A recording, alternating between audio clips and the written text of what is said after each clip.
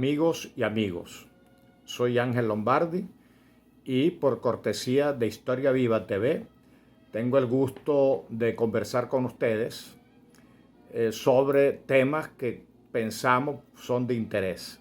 En particular en este caso sobre la historia de América Latina en su perspectiva más amplia, en lo que he denominado la civilización latinoamericana o el continente latinoamericano. La historia evidentemente concita mucho interés y es una disciplina de una larga tradición. Como muchas cosas, se vincula su origen con Grecia y particularmente se identifican dos nombres: Hesíodo, el trabajo y los días, y Heródoto, un etnógrafo viajero que tuvo la habilidad de escribir y descubrir diversas culturas y logró transmitirlas en el tiempo. Después, ya de una manera mucho más profesional, tenemos a Tucídides en Grecia y a Tácito en Roma, y a partir de allí una larga tradición historiográfica. La primera precisión conceptual que quisiera compartir con ustedes es que en castellano, a diferencia de otras lenguas, para hablar de la historia como un hecho ocurrido en el pasado, utilizamos la misma palabra que para referirnos al historiador y sus libros que hablan de ese hecho, pero realmente son dos cosas diferentes. Una cosa es el registro del hecho, es decir, el acontecimiento. Por ejemplo, Bolívar nació en Caracas en 1783. Bueno, hay una partida de bautizo, ese es un hecho histórico. Hasta que no se demuestre lo contrario, esa es una verdad histórica. Pero cuando ya alguien interpreta el hecho histórico, normalmente el historiador, que es lo que llamamos historiografía, o la historia escrita, o la historia contada, evidentemente que el historiador es un intérprete, pertenece a otra época, casi nunca es contemporáneo del hecho, pertenece a una época posterior con una mentalidad diferente, una cultura diferente, una subjetividad y posiblemente unas creencias que incluye lo ideológico, lo filosófico. Entonces él está interpretando. Entonces, por ejemplo, él dice Bolívar nació en Caracas y tiene una base objetiva de certificación de la afirmación. Pero cuando ya él interpreta si Bolívar fue militar más que político o político más que militar, o si se equivocó en algunas cosas o acertó en todo, si su planteamiento de la Gran Colombia fue oportuno o no oportuno, ya allí entramos en la parte de la discusión histórica, es decir, de las interpretaciones. Y normalmente esto cambia con el tiempo. Por ejemplo, Cicerón definió a la historia como maestra de la vida, o sea que para poder entender el presente y el futuro, preparar el futuro, había que entender el pasado. Entonces la llamó la historia maestra de la vida. En cambio, Hegel, 2000 años después, en el siglo XIX, el famoso filósofo Hegel, dice: si la historia enseña algo, es que no enseña nada. ¿Qué quería significar con eso? Es que por muchas cosas que nosotros podamos aprender en la historia de la vida humana colectiva, pero cada presente tiene su novedad. Cada presente es inédito, es único. Entonces puede parecerse a hechos pasados, por eso se habla de analogías históricas, pero es un grave error de juicio histórico pensar que algo que sucedió se va a repetir igual. Por eso un autor ya citado, Tucídides, griego, él decía: la historia no se repite, pero el hombre siempre se repite a sí mismo. Es decir, que Pericles, cuando busca el poder en Atenas, es lo mismo que Napoleón o Bolívar o un presidente contemporáneo. Buscan el poder, ser gobierno, pero la manera de concebir el poder, de ejercerlo y de lograrlo es diferente, porque el contexto es diferente. Entonces, en ese sentido, la historia es un aprendizaje de hechos ocurridos, pero que al mismo tiempo implica una interpretación, y es lo que hace que la historia termine siendo polémica, es decir, discutible o sometida a discusión. Hay dos historiadores, un inglés y un italiano, que definen muy bien este aspecto, ¿no? Por ejemplo, un historiador inglés, Edward Carr, él decía: la historia es un diálogo entre el presente y el pasado.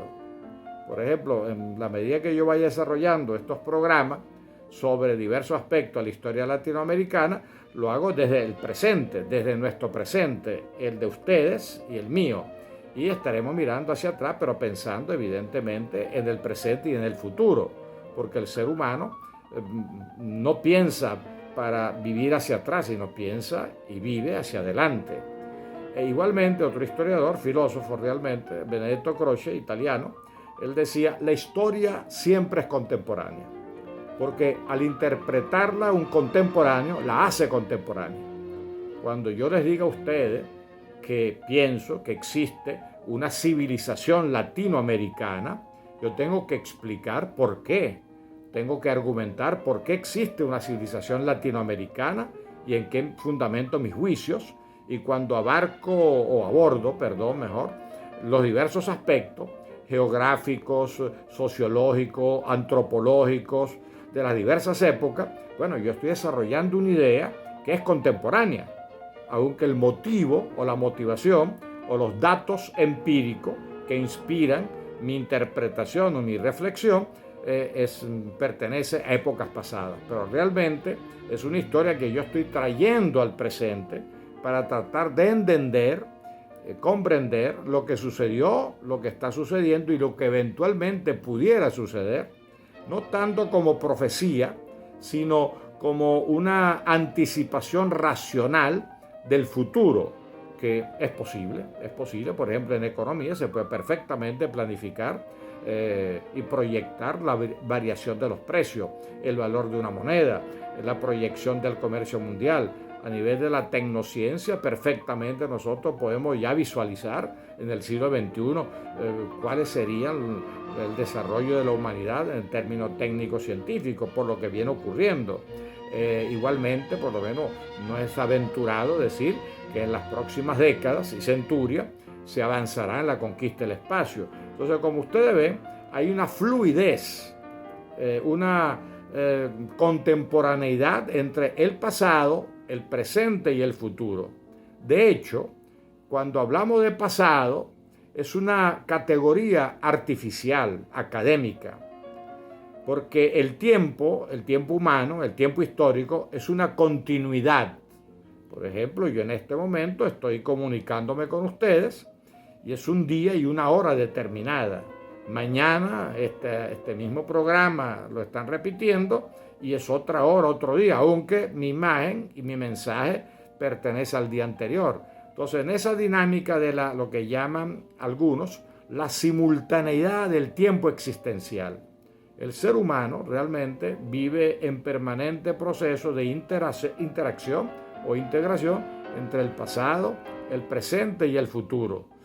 Yo, por ejemplo, estoy hablando en este momento de un tema del pasado, pero quizá mi preocupación esté volcada al presente futuro. O mis ideas son antiguas del pasado, pero estoy tratando de interpretar hechos novedosos. Entonces, en esa simultaneidad es cuando realmente nosotros podemos entender claramente lo que es la historia. O sea, una simultaneidad existencial en el tiempo, individual y colectiva. Porque realmente la historia básicamente gira en torno a los seres humanos, a la humanidad, pero fundamentalmente, más que como individuo particular, hay otras disciplinas, como humanidad, como sociedad.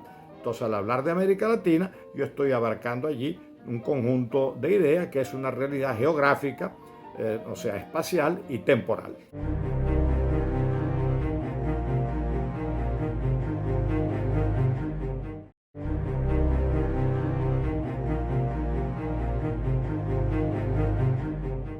Grato de seguir con ustedes, amigas y amigos, conversando sobre un tema que presumimos es de interés para todos nosotros. Estoy hablando de América Latina, un término genérico que puede ser usado de una u otra manera, pero en términos históricos el concepto de América Latina realmente es un concepto relativamente reciente. O sea, la primera vez, por lo menos de acuerdo a la información que yo manejo, puedo estar equivocado, pero de acuerdo a la información que yo manejo, la primera vez que se usó por escrito, o sea que hay un documento donde aparece el concepto por primera vez de América Latina, fue en 1854 en una gaceta, o sea, un periódico, pequeño periódico que circulaba en Nueva York del exilio puertorriqueño. Recuerden que Puerto Rico, igual que Cuba, fueron los últimos en independizarse en América Latina y fue en 1898. Que por cierto, eso me permite aclarar que cuando hablamos de los procesos emancipadores en plural en América Latina, hay que entender un proceso de casi un siglo, porque ya la emancipación latinoamericana y del continente americano se plantea a finales del siglo XVIII. Continúa con Haití, 1804, después los movimientos de Buenos Aires y Caracas, en 1810, 1811, y culmina con la guerra hispano-norteamericana que permitió la liberación de 1898, que permitió la liberación de Cuba y Puerto Rico. Pero ya esa es otra historia que abordaremos en su momento, ¿no? Pero por primera vez el concepto, la idea y la escritura de América Latina, de donde se deriva el ser latinoamericano, fue utilizado, repito, una gaceta o gacetilla que circulaba en Nueva York en 1854 y la autoría del periódico lo dirigía Eugenio María de Hostos, con H, que era un prócer que luchaba por la independencia de su pequeña isla, Puerto Rico. Hizo fortuna el concepto y a partir de allí básicamente se ha utilizado de manera mediática y la mayoría de nosotros pues lo hemos asumido como una identificación clara histórica de unos pueblos, unas culturas situadas en el continente americano. En ese momento, a mi juicio, y esto es una interpretación, en ese momento tiene éxito y es acogido en América hispana el concepto de Latinoamérica porque coincidía a mitad del siglo XIX con la expansión imperial o colonial o neocolonial, como la quieran llamar, de los Estados Unidos. Estados Unidos, como ustedes saben, fue el primer país que se independizó en el continente americano, 1776-77. Y de una vez inicia un proceso de expansión, eran 13 colonias pequeñas sobre la costa atlántica, inicia un proceso de expansión que, bueno, la convirtió pues en ese país territorialmente muy grande que es, pero eso lo logra a través de más de un siglo de expansión. Se expandió hacia el oeste durante el siglo XIX, muy popular por la mitología del Far West, del oeste.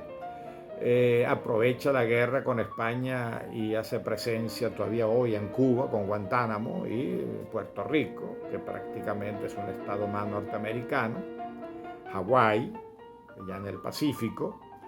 Después entonces compra a los franceses con la derrota de Napoleón la Luisiana, buena parte de la mitad de los Estados Unidos.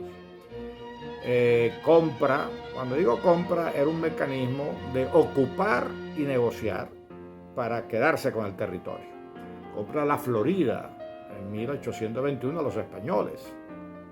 Después negocia con los rusos Alaska. Alaska era rusa. También fue ocupada y comprada sin guerra. Cuando digo ocupada y comprada, sin guerra, porque no hubo guerra, sino negociación, también se apodera de Alaska. Y después a México, en ese momento que aparece el concepto de América Latina, le está quitando 2,5 millones de kilómetros cuadrados hacia el sur oeste. Es decir, prácticamente 2 veces Venezuela, o sea, como territorio equivalente, buena parte de California, Arizona, Texas, Nuevo México, etcétera, etcétera. Entonces, ese expansionismo que pasa también por la construcción del canal de Panamá en 1903, bueno, eso ya estaba preocupando al continente. Dice, bueno, estos señores se quieren realmente agarrar expandirse, dominar todo el continente americano. Entonces se creó como una especie de diferenciación, vamos a llamarla antropológico-cultural. Los anglosajones al norte y los latinoamericanos al sur. ¿Por qué los latinoamericanos? Porque bueno, porque se venían utilizando diversas denominaciones. Como usted sabe, cuando Cristóbal Colón navega en su primer viaje en 1492 y llega al Caribe, él todavía no sabía dónde había llegado. Él pensaba que la Tierra era redonda y que había llegado por el oeste al este, es decir, que él creía que había llegado a China y Japón. Inclusive, él como era una persona que de pronto poetizaba y le pareció tan bonito aquello, el Caribe, el trópico, etcétera, que no tenía nombre para los europeos. Entonces pensó que había llegado al lugar donde había existido el paraíso en la tierra. Pero él después se da cuenta, y otra gente también, Américo Vespucci concretamente, y Pedro Mártir de Anghiera, que realmente habían llegado a un nuevo continente. Entonces, el primer nombre, vamos a llamarlo europeo, para identificar la nueva tierra, fue De Orbe Novo, Nuevo Mundo, que se le atribuye a Pedro Mártir de Anghiera. Entonces, nuestro primer nombre, vamos a llamarlo occidental, europeo, es Nuevo Mundo, Orbe Novo, de Orbe Novo, ¿no? Por entonces nos llamaban indianos, los indígenas los llamaron indios, porque existían en esa época las Indias orientales, la actual India, y las Indias, en este caso América, que todavía no se llamaba América, Indias occidentales. Entonces, como ustedes ven, tenemos muchos nombres. De Orbe Novo, tenemos las Indias orientales, después vino la conquista, colonización o como quieran llamarlo, vino la ocupación española y portuguesa. Entonces existe entonces Iberoamérica o Hispanoamérica o Lusoamérica. Lusoamérica, Lusitania, es Portugal. Entonces Lusoamérica sería el Brasil actual. Hispanoamérica o Iberoamérica sería todos los territorios conquistados por los españoles. Pero además la cosa se complica porque ingleses, holandeses, franceses, sí, las potencias de la época también hacen incursiones en América. Y especialmente en el Caribe, en el siglo XVI, como ustedes saben, todavía hoy existen islas holandesas, existieron islas danesas, las Islas Vírgenes, que después se las vendieron a los Estados Unidos, existen las islas españolas, Cuba, Puerto Rico, Santo Domingo, etc. Existen las holandesas, Curazao, Aruba, existen las francesas, Guadalupe, Martinica y otras, existen las de origen inglés, las Bahamas, Jamaica, Trinidad, Tobago, etcétera, etcétera. Entonces, bueno, prácticamente los países más importantes de Europa se involucraron en América, en el nuevo continente, porque buscaban riqueza.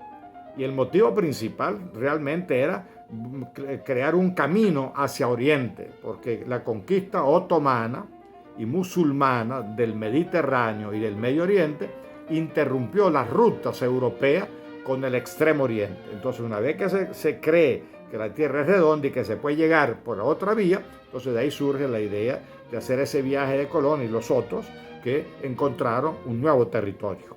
Entonces, como ustedes ven, realmente América Latina está precedida por diversas denominaciones hasta que, repito, en ese momento, mitad del siglo XIX, 1854, se impone de manera decisiva el término más usado hasta este momento. Entonces, he tenido el gusto de conversar con ustedes, Ángel Lombardi, y posiblemente nos sigamos viendo en próximos programas. Gracias a Historia Viva TV.